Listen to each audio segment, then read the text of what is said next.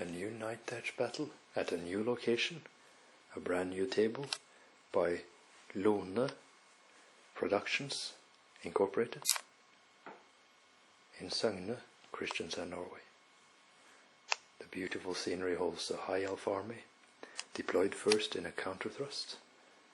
The objective is to capture the flags of enemy units. And the high elves will be facing a Sylvan elf army.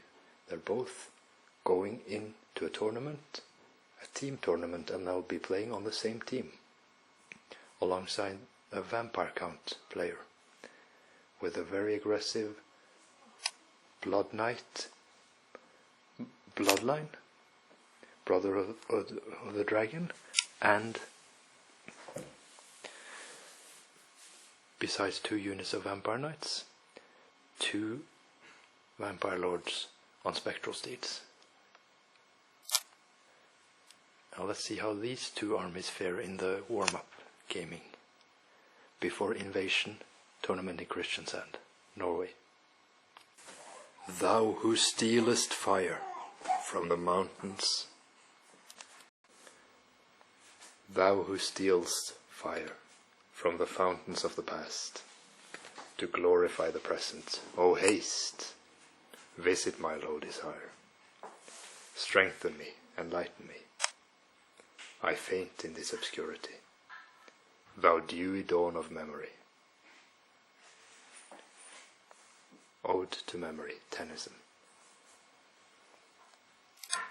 is introducing this battle between Sylvan elves, deployed second on the opposite side, with a shooting army against the highborne elves who dropped first. And the highborne elves choose to go first as well, against a castling archer army, with 1 unit of pathfinders there, a block of dryads with 2 dryad matriarchs, an avatar of nature and 2 eagles, while huntsmen, an archer unit, and sentinels up against the Fire Pheonix, which will be their target. The 30 swordmasters are the main threat. If they reach the enemy, it may be all over.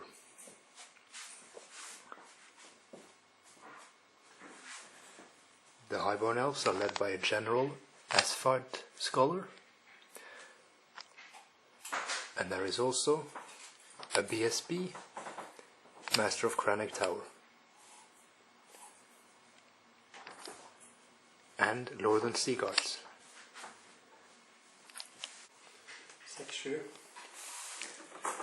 Come not as thou camest of late, flinging the gloom of yesternight on the white day, but robed in softened light of orient state.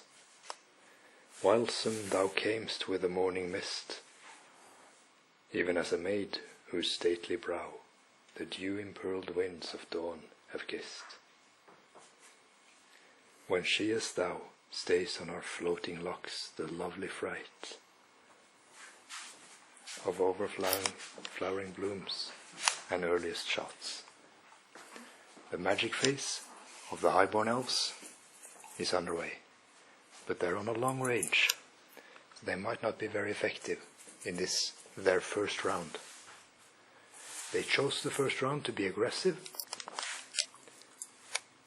and the Sylvan elves held back to try to minimize the damage from the magic and shooting phase on the highborne elf side, who also have a lot of shooting and magic potential. The Queen's Guards get Raven Wing cast on them, so they move ahead of the spearmen. That gets them within shooting range of the archers, and they pummel the archers together with the bolt thrower. And the Sea Guards, they kill 12 archers. They had to do a reroll from the BSB to manage their panic test, but they stay there.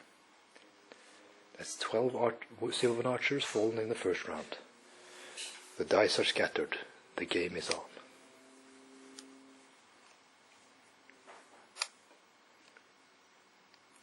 Which looks more threatening to the Sylvan sentinels, the eagle or the phoenix?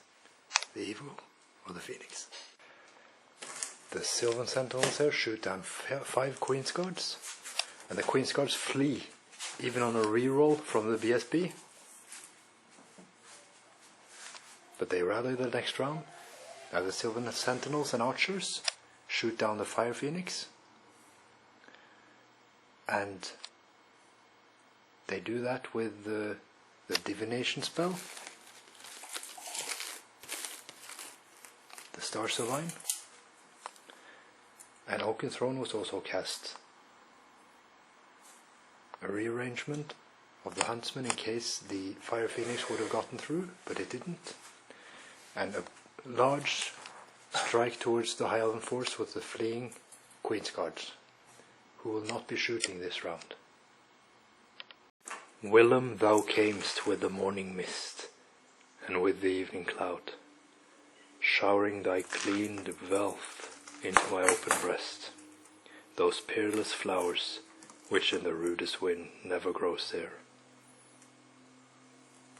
When rooted in the garden of the mind, because they are the earliest of the year. Nor was the night thy shroud, in sweet dreams softer than unbroken rest.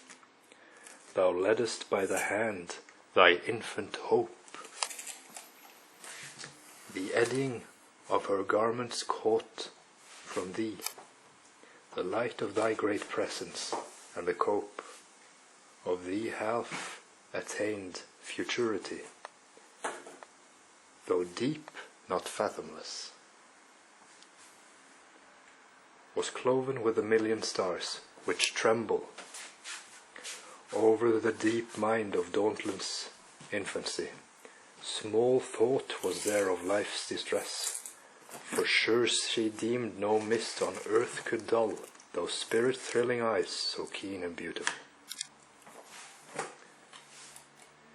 Sure she was nigher to heaven's spheres, listening the lordly music flowering from the illimitable years. Oh, strengthen me, enlighten me, I faint in this obscurity, thou dewy dawn of memory.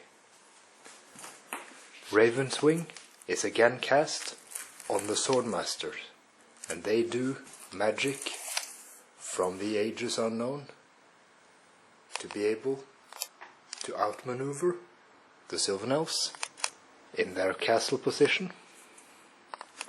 So the elves of the forest are not safe, even though they manage to shoot down the Flame Phoenix.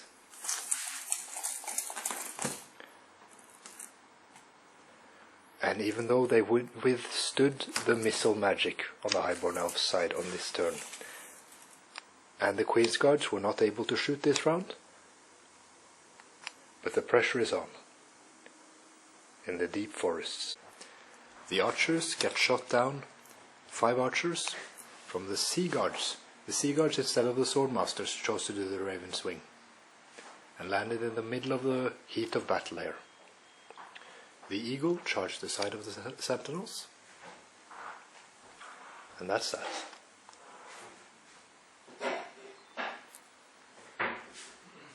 These are casualties, and this little lake with a tree is a forest. That's the Wood Elf forest.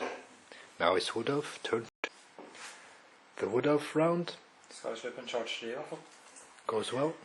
Oh shit, they placed themselves within charge vision of the Sky Sloop. The spearmen are actually standing right there, but they're moved for line of sight purposes. Now the sentinels and these pathfinders shot down around 8 swordmasters. The eagle kept the sea guards from moving backwards this round, and the avatar of nature is in their front. So they're challenging the Master of Crannig Tower and his sea guard retinue. Huntsmen hiding behind the mountain still. The eagles doing their job around on the edges, but these pathfinders did not perform because they placed themselves within line of sight of this slope. Sloop. Now can I stand and shoot? Is it within 9? Yes, it's 9.5. Ooh, I'm standing and shooting and cursing at the sky. I fått en archer. the Sky Sloop, whose rider's name, whose leader's name, Führer's name, was Kaputski. Kaputski sind verscheitert. He was shot down by the pathfinders on stand and shoot because it was within close range. They gave themselves +2 to hit, and they did 5 wounds to it on stand and shoot. So we just found out that's a bad move to charge pathfinders with a Sky Sloop. This is round 3, highborne elves. They're moving their weight over to the other flank, seeing that the battle seems lost over here. They don't want to engage the dryads. Magic 2d6 missile from alchemy. It was dispelled just barely. But Raven's Wing is cast on the Swordmasters again, and they are mobile this battle, and they need to be, because the highborne elves had to change strategy in the middle of the game. Now, talking about people who are screwed, the Sylvan elves archers are the Sylvan elves who are in a bad position. The BSB is praying to the forest spirits that he'll survive 1 round of shooting against all odds, so he can use his hail shot before he's gone. That's his magic item for all his worth, all his points in magic.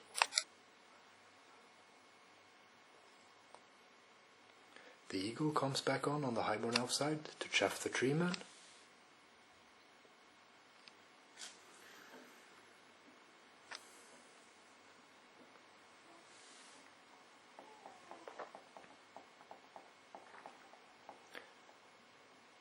Så til disse hereditary kan de ikke ha en.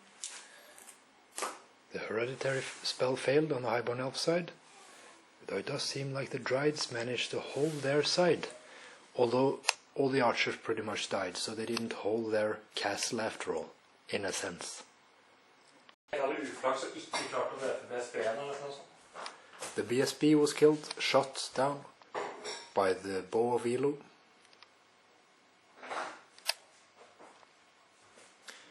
The Sylvan sentinels beside in the water, in the watery fields, managed their panic test, and now it's round 3 on the Sylvan elf side. Now we have to maneuver the armies correctly. I have to see whether this army can be utilized the way I want to see if I can capitalize effectively on this situation now, without losing too many units of wild huntsmen or other sentinels or pathfinders and so on. The eagle, placed right here, is removed as a casualty. It was also shot down by Queen's Guards. Right here. On round 3, the Sylvan Sentinel shot down 8 Queen's Guards, so they're being thinned down. The Dryads go on the offensive against the Spearmen with assistance from Wild Huntsmen. The Wild Huntsmen come up with the Treemen to threaten the Northern Sea Guards. And now in round 4, the Swordmasters are charging the Sylvan Sentinels, having lost 6 Swordmasters to stand and shoot and the last round of shooting. In total 6. So there are enough Swordmasters left for now to take out the Sentinels. But what more? What more on these endless fields of battle? The highborne elves have been on the offensive the whole match before this round, and now the bad luck just continues. They don't even manage to panic the pathfinders. They don't have to take even a test. The Swordmasters slay the 10 Sylvan Sentinels. We didn't even care to roll the dice and reform in the other direction again. The Northern Sea Guards have Raven's Wing cast on them. They first moved behind the mountain and then fled with the Raven's Wing on the other side of the mountain. And they've chaffed with an eagle. The eagle with the white base is highborne elf. The other spearmen flee up towards the bolt thrower, which did no wounds against the sentinels either. Now, turn 4 for the Sylvan elves. Can they wrap things up?